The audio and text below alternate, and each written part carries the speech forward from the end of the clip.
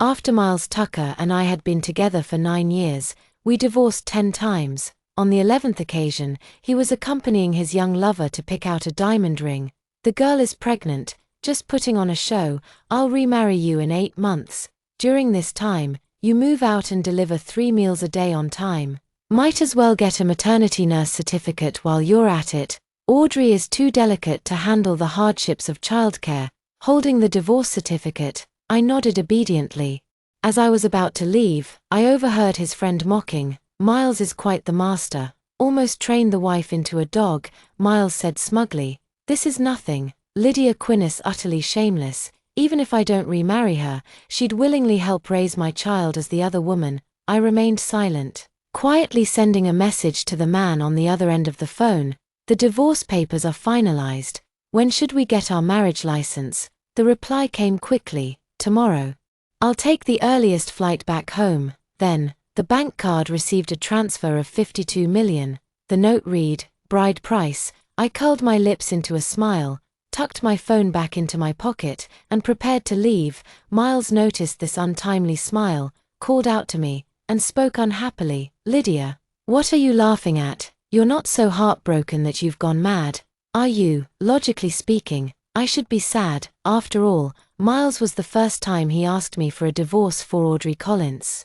I was thunderstruck and cried for 3 days and nights. I knelt before all our relatives and friends, begging him not to leave. In the end, I even slit my wrists in despair, but it still couldn't make him turn back. But this time, I watched calmly as Miles, congratulations on finally becoming a father. Miles nodded. His indifferent words carried a hint of perfunctoriness.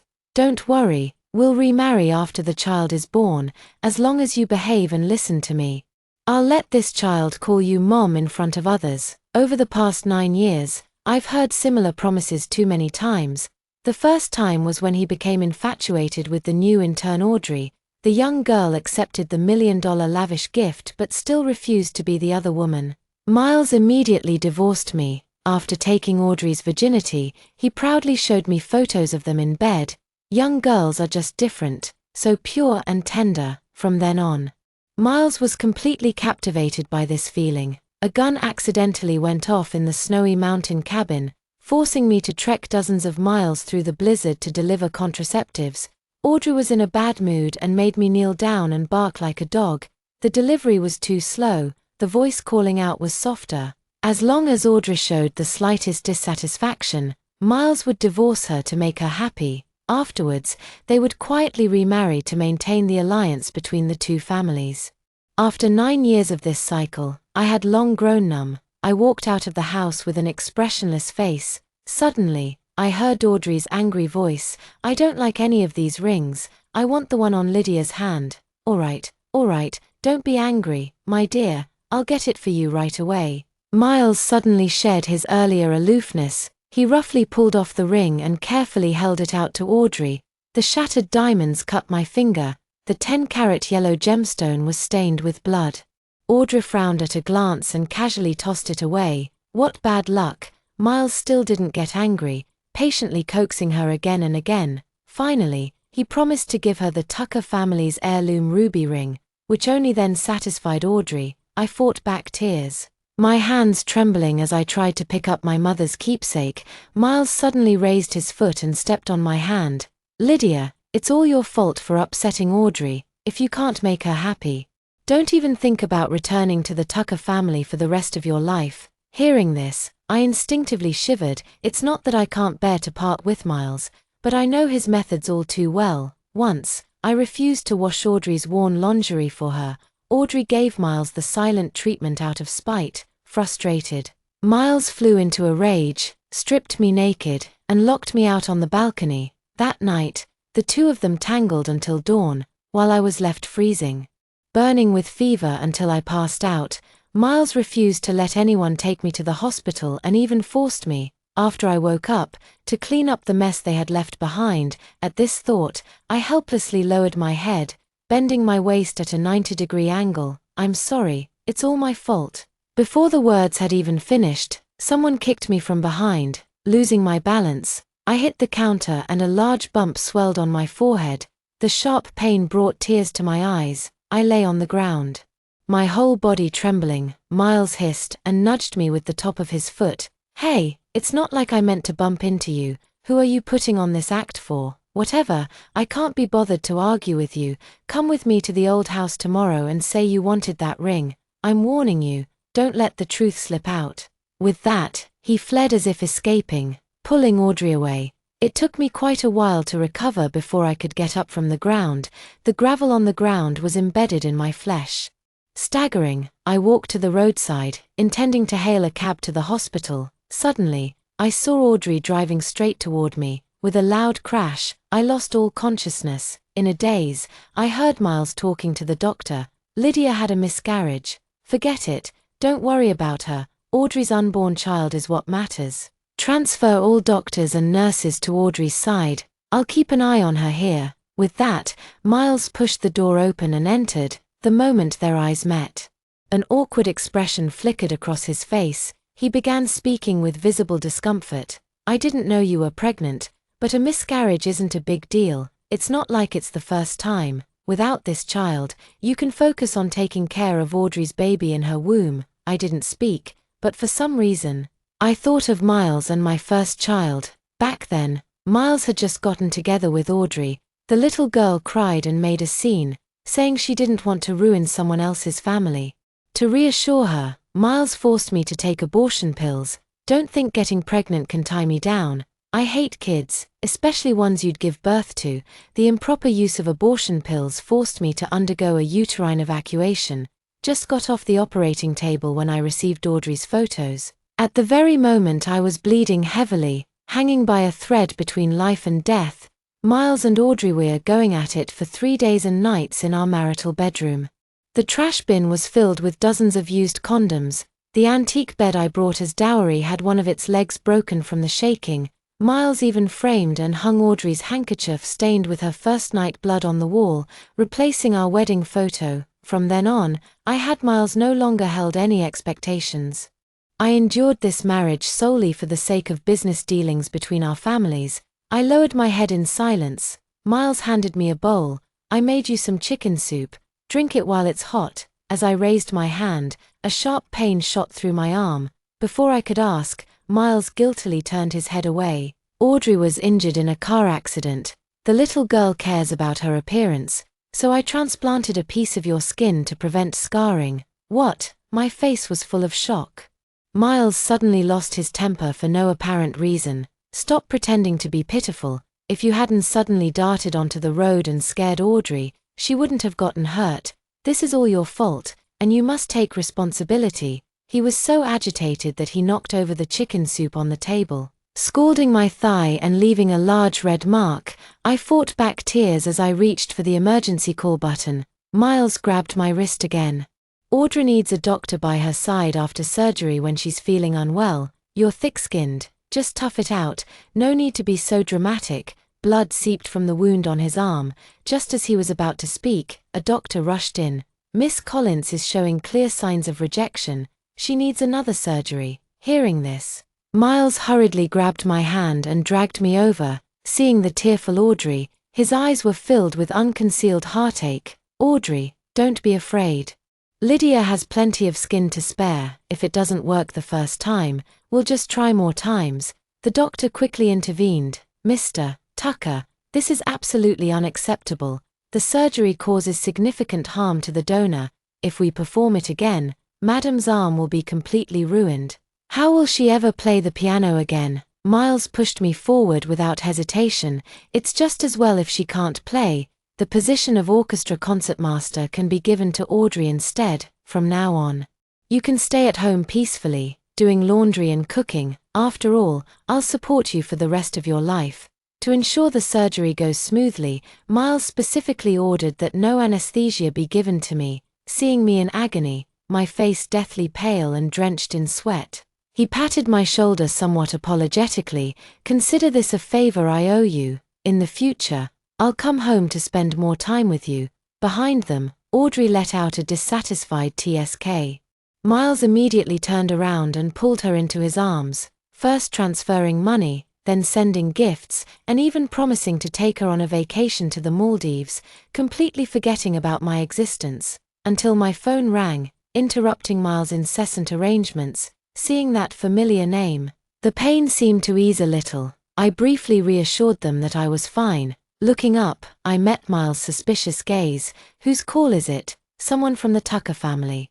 Miles wasn't the least bit surprised. After warning not to tell on him, he stopped asking further. In his eyes, it was impossible for me to have any contact with the opposite sex, because after we got married, Miles forced me to cut off all my social connections, leaving me with no choice but to revolve around him, around the Tucker family. I didn't want to pay attention to the flirting couple behind me, so I picked up my phone and prepared to leave. I suddenly felt dizzy as I stood up.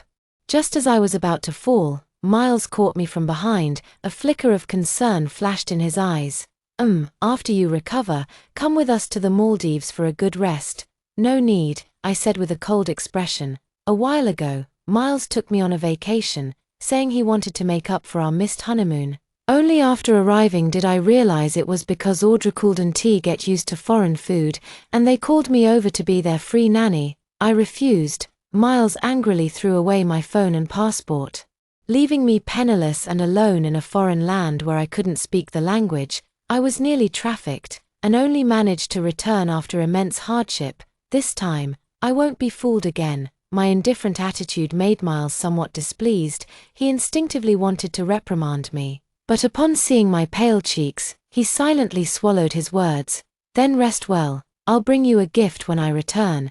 Bring me some Audra-disdained freebies." I smiled self-deprecatingly and didn't respond. Went alone to get the test results. All the hospital staff were transferred to Audrey's side. I waited for a long time, only to be seen by an intern. She looked at me with a pained expression.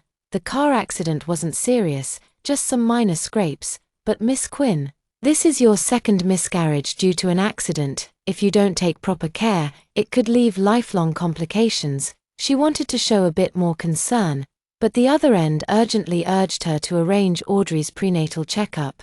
Their discussion, neither too loud nor too soft, just reached my ears. "Why are you trying to please her in front of her? Everyone knows she only has the empty title of Mrs. Tucker, while Miss Collins is the one truly cherished by Tucker. Now that Miss Collins is pregnant, that old woman will be kicked out any minute. Whether it's at the company or anywhere else, anyone who speaks up for me gets Audrey firing them under various pretexts. I didn't want to drag innocent people into this. So clutching the prenatal checkup report, I silently walked away. On the way home in a taxi, fireworks burst across the sky. The driver glanced a few times and couldn't help but sigh. I heard Tucker Corporation's CEO's wife is pregnant. To celebrate, they've been setting off fireworks for a whole month. The way rich people pamper their wives is just different. Thinking of the 2 children I lost, my heart ached terribly. Only by lowering my head to look at my phone could I distract myself. Yet even the news headlines were all related reports. Miles purchased a jade Buddha worth millions to bless his wife's pregnancy. Miles bought out all the mother and baby supplies in the entire city. Miles built 100 Hope primary schools to pray for blessings for his wife and child. He made a grand display, as if wanting to announce his newfound joy of fatherhood to the whole world. As I watched, a wave of bitterness welled up in my heart. When I lost my first child, I cried all night. Unable to sleep, I wanted Miles to accompany me in offering incense for our child, but he thought I was bad luck, ruining his mood for a rendezvous with Audrey, and left me alone on the desolate mountain. Turns out Miles didn't dislike children, he just didn't like me. I sighed and dragged my exhausted body back to the villa. While I was packing my things, Miles returned. He looked at the suitcase in my hand with confusion. He seemed somewhat reluctant to see me go. "You don't necessarily have to move out. I know you're reluctant to let me go. Moving to the guest room is also fine. Audrey is generous and won't make things difficult for you." All the wounds on my body were throbbing with pain. I shook my head. "We're already divorced. There's no reason to keep living here.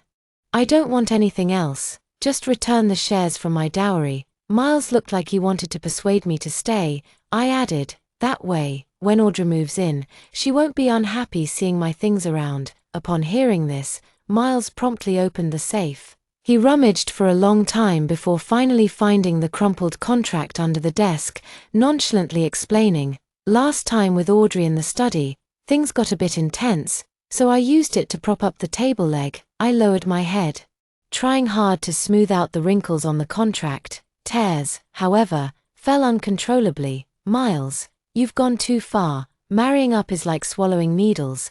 Quinn's family business may not compare to the Tucker family's, but it was my parents' lifelong effort. Before her passing, my mother gave me everything she had to ensure I could live well in the Tucker household. Such devotion should not be treated this way."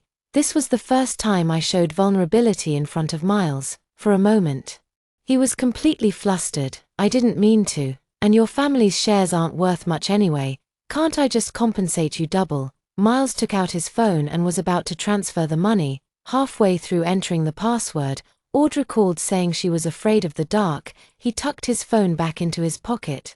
"The little girl is delicate and needs me to stay with her to sleep. It's not safe for you to move alone this late at night. Let's talk about it tomorrow morning.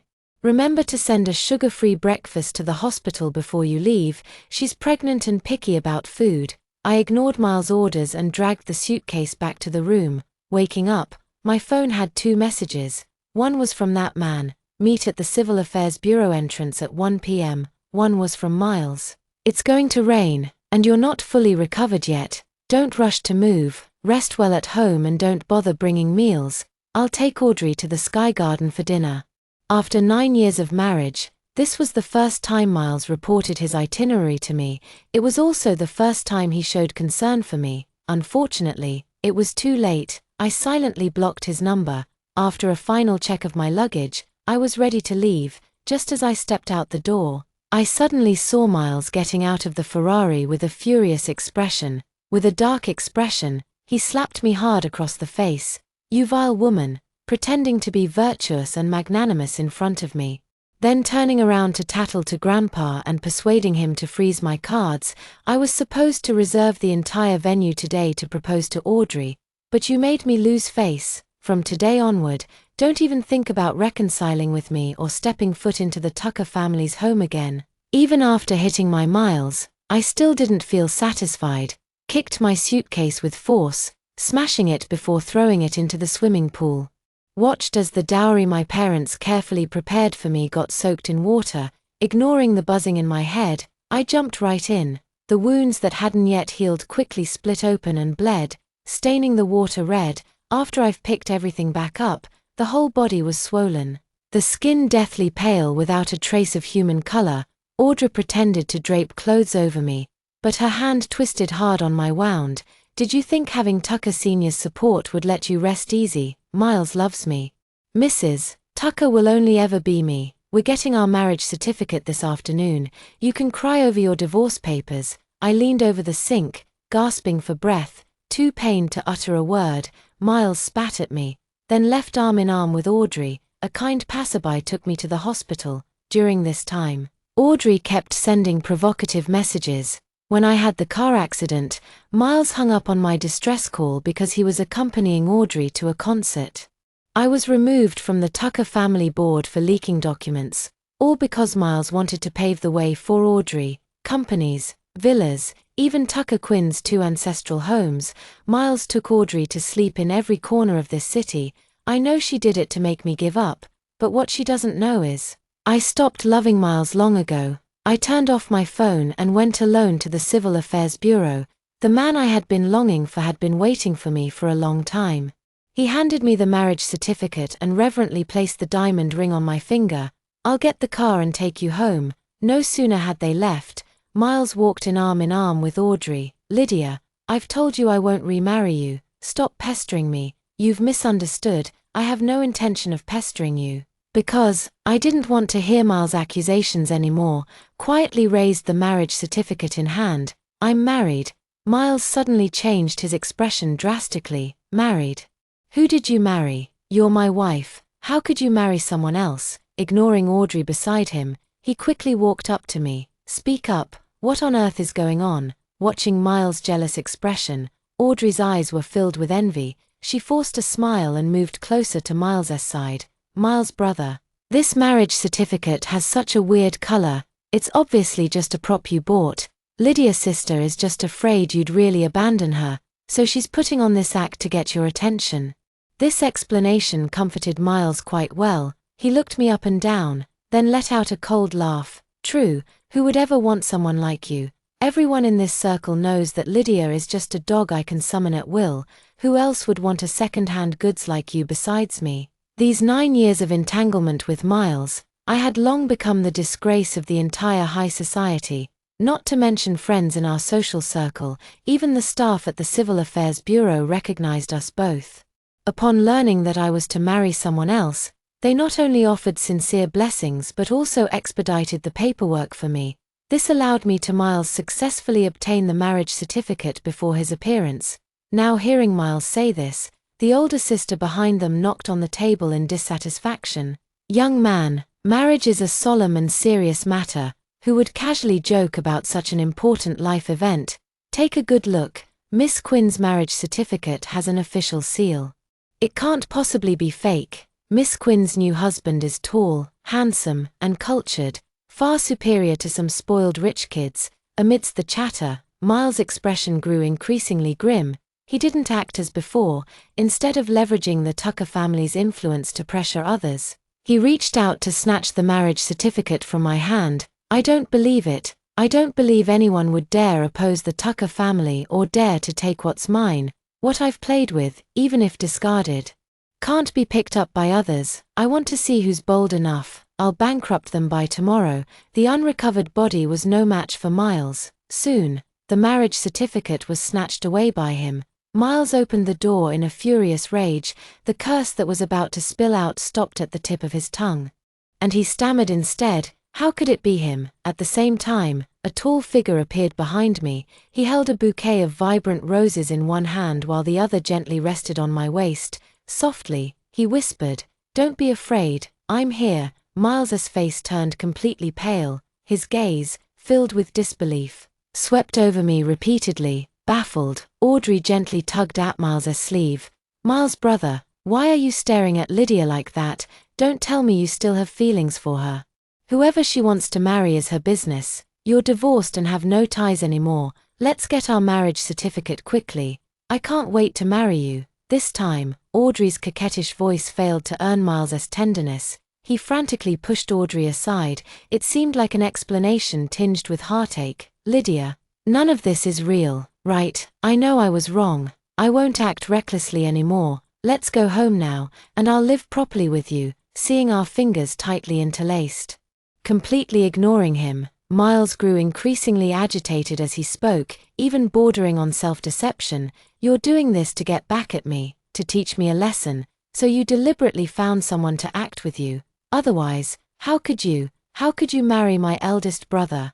Miles is the youngest son of the Tucker family, raised with utmost care and affection, fearless in all other aspects. His only source of trepidation was this elder brother, although Old Man Tucker appears stern. His advanced age has softened him into doting on the younger generation, but Tucker Yang is different. He never held back when disciplining Miles. Back when Tucker was in the country, Miles and I shared some tender moments. He feared this elder brother and dared not step out of line. Later, as the Tucker family's influence expanded, Tucker volunteered to take charge of the overseas business. Without this constraint, Miles gradually began to reveal his true nature. He found me rigid and boring, becoming infatuated with the young and beautiful Audrey, time and again, trampling on my dignity, trampling on our marriage. Nowadays, Miles is like a mouse seeing a cat in front of Tucker Yang. Tucker Yang looked coldly at his immature younger brother, tightly holding my hand. Back then, the marriage alliance between the Tucker and Quinn families, I chose to give her to you because I liked Lydia so much, burying this affection deep in my heart. I know you're close in age, grew up together. And I know she's liked you since childhood. To me, her happiness is more important than possessing her. But what have you done?" Miles trembled his lips, unable to utter a word. In this intermittent marriage that lasted for 9 years, he gave all his love and companionship to Audrey. "All that remains for me is endless tears and pain." I lowered my head and whispered, "Forget it, it's all in the past. Now, I don't want to waste words on people who don't matter. Tucker nodded with understanding. I'll take you home. While abroad, I met several outstanding doctors. I'll assemble the best medical team for you. Once you've recovered, we'll hold our wedding. Holding the roses, I nodded shyly. Yet this subtle movement pierced Miles deeply. He had been following us all the way, protesting unwillingly. You can't do this to me. Lydia is my wife. The one she loves is me. The person I once loved was indeed you. But you betrayed that love, I interrupted Miles in a low voice. When our elders arranged the marriage alliance years ago, they spoke of Tucker Quinn families uniting through marriage. They never specified that I had to marry you. So from this moment onward, I am your sister-in-law. Please maintain the proper respect. In those early years, I too had suffered and grieved over Miles. I can't understand why a perfectly good person would turn into this state. Later, I gradually came to understand. Quinn's family declined. Miles looked down on me from the bottom of his heart. He knew the marriage contract bound me. No matter how much of a jerk he was, I would always grovel and beg him to remarry me. So he felt free to hurt me without restraint. But he forgot, Tucker family has more than one son. I could choose him for love. And I could leave him for lack of love. Miles persistently tried to hold my hand, but Tucker's icy glare forced him to retreat. He carried an aura of irresistible intimidation. Miles, I admire your love for Collins. I hope you're prepared to bear the cost of this love. I won't indulge you like Grandpa did. With that, Tucker started the car and drove away with me. Through the rearview mirror, I saw Miles chasing after the car at full speed. In the end, he collapsed helplessly to the ground, beside me. Tucker glanced at me. He asked sourly, "What? Feeling sorry for me?" I shook my head, looking at the numerous wounds on my body, feeling an inexplicable urge to cry. If only you had shown up earlier. If only I had known you liked me sooner, then I wouldn't have had to suffer through this loveless marriage for so long. Wouldn't have ended up covered in these wounds. Tucker pressed his lips tightly together, speaking only after a long pause. Trust me, I'll make up for the harm you've suffered. I'll stand up for you. Tucker took me back to the hospital for a full physical examination. After receiving the test results, he sat still for a long time.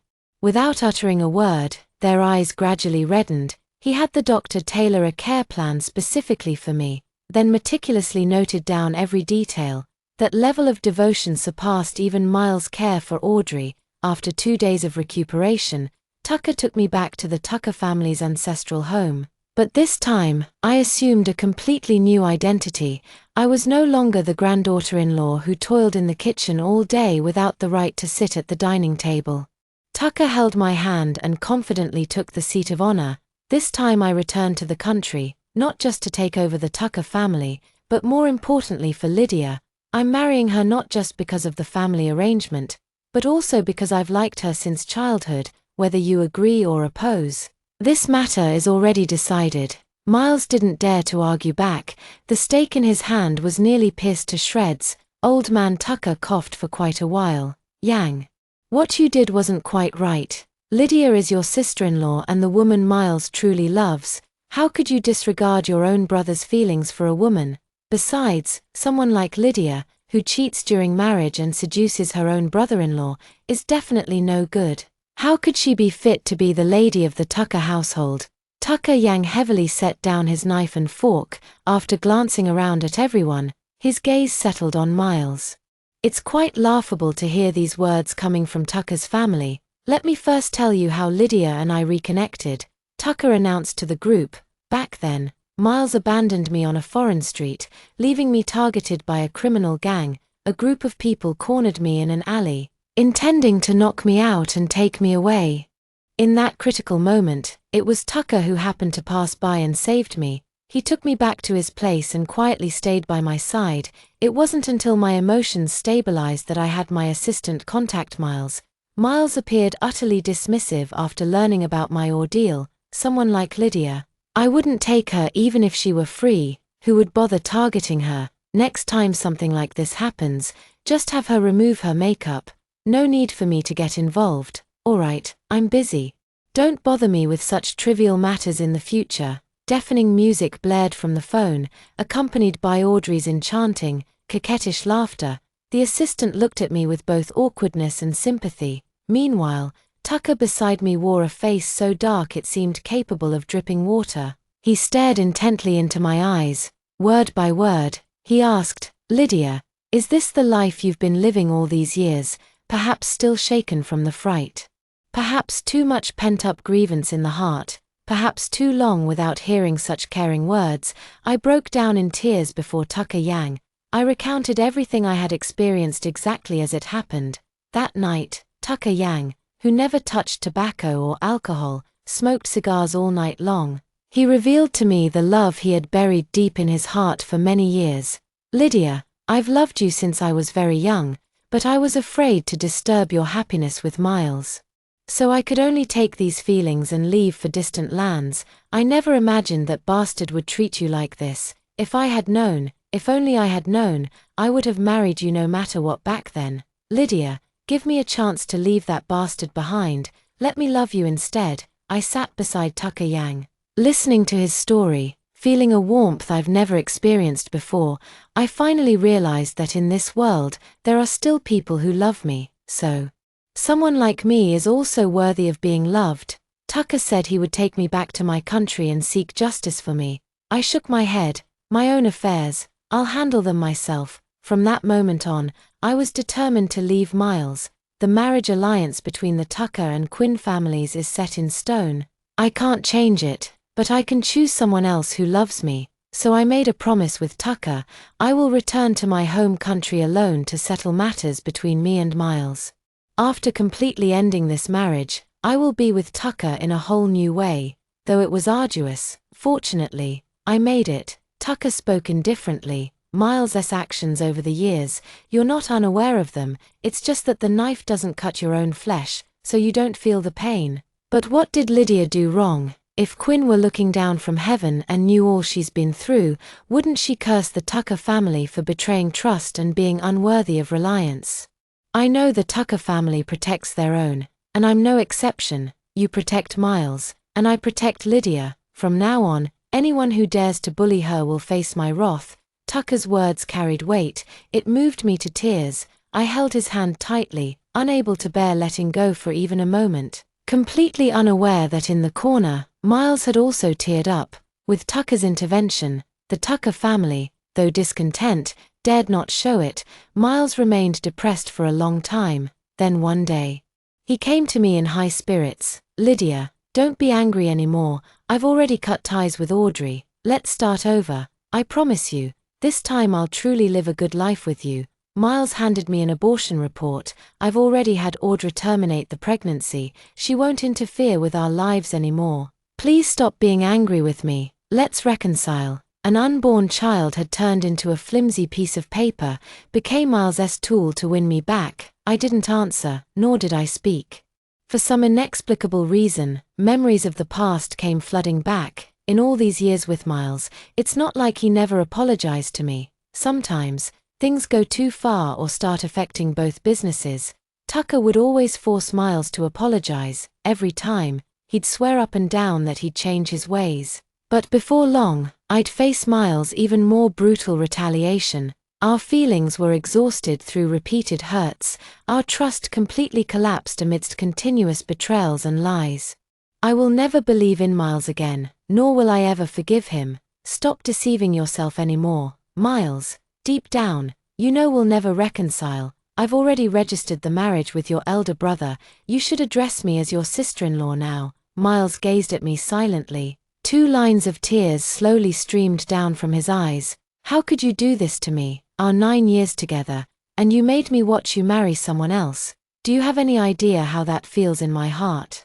How could I not know? Haven't I been living like this for the past 9 years, watching with my own eyes as Miles took Audrey to public social events, watching my husband give all his tenderness and favor to another woman? I have been sad, in pain, and full of self-doubt, to make Miles happy. I carefully managed household chores and arranged 3 meals a day. I even had to kneel down and wipe the floor clean with my hands. Every meal had to be varied and not repeated. Everything was done to satisfy Miles. For a while, I tried to win back Miles. I even started imitating Audrey's clothing and copying her every move, but all my efforts only earned Miles' heartless mockery. He tore my clothes to shreds right in front of me and poured the meal I'd prepared into the dog's bowl. With a malicious grin, he sneered, "Lydia, do you know what they call a poor imitation? Look at your wrinkled face. What makes you think you can compare to Audrey? Your only use is washing my clothes and cooking my meals. If you can't even do that right, keeping you is worse than keeping a dog." Miles' indifference made me realize, before someone who doesn't love you, all efforts are in vain. So, I decided to withdraw my love and entrust the rest of my life to someone who deserves it. After hearing what I said, Miles was stunned for a long time. "I was just saying it casually. I never thought those words would hurt you so deeply. Actually, most of the time. I don't dislike you. I just wanted to tease you on purpose." As he spoke, Miles even began to feel guilty himself. He lowered his head in deep thought for a moment. Finally, he left with tears in his eyes. However, Miles still refused to give up. Every day, he finds new ways to surprise me. Sometimes it's a homemade meal, sometimes it's a carefully selected handbag. For every gift he gives, I discard one. Even so, his enthusiasm remains undiminished. Finally, Tucker couldn't take it anymore and sent Miles abroad, half threat, half warning. "I've already dealt with all your so-called friends and everyone who bullied Lydia. Only because you're my younger brother will I let you off this time. If you dare show your face in front of her again, I'll arrange for you to spend the rest of your life on a deserted island."